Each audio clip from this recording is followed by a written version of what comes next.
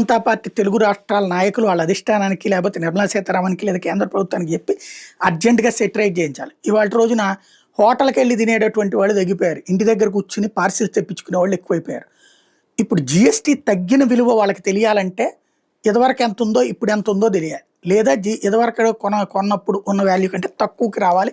అది ప్రజలకి తెలుస్తుంది. కానీ ఇప్పుడు తెలివిగా వీళ్ళు ఏం చేశారు, జిఎస్టీ దాదాపుగా ₹50 తగ్గిందనుకోండి, వీళ్ళు ఇప్పటిదాకా ట్రాన్స్పోర్టేషన్ ఛార్జీలు మొదట్లో ₹10 ₹15 ఉండే, ఇప్పుడు మినిమం ఆర్డర్ ఎంత ఉండాలా లేకపోతే ఇంత అమౌంట్ అనేటటువంటిది ఛార్జెస్ వేస్తున్నారు. నేను నిన్న చపాతీకి పెడితే ₹90 ₹95 చపాతీ అంటే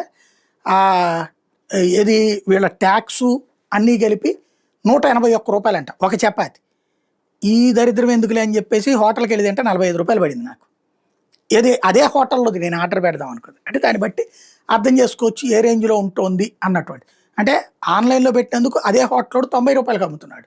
దానికి మళ్ళీ వీళ్ళు ట్రాన్స్పోర్టేషన్ ఛార్జీ జిఎస్టీ రకరకాలు వేస్తున్నారు, బాతున్నారు.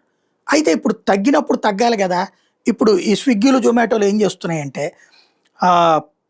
ప్లాట్ఫామ్ ఫీ ₹14.99 అట, restaurant packing fee ₹20 platform fee ₹14.99 అంటే ₹15. రెయిన్ ఫీ అంట, వర్షం పడుతున్నప్పుడు తీసుకొచ్చినందుకు ₹25 అని కొత్త ఫీజు పెట్టుకొచ్చారు. Restaurant GST ₹14.75, GST on rain fee ₹4.5 అట. మళ్ళీ ఏది వర్షమే ₹25 అట, వర్షం మీద మళ్ళీ ₹4.5 జిఎస్టీ అంట. ఇదేందో అర్థం కావట్లేదు.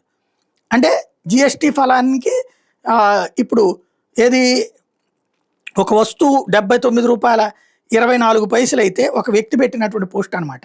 దీంట్లో ₹29.5 రెయిన్కి జిఎస్టీ కట్టాల్సి వస్తుంది. ఇది పరిస్థితి అన్నటువంటి. దీన్ని ఏంటనేది ఒకసారి చెక్ చేసుకోవాల్సింది.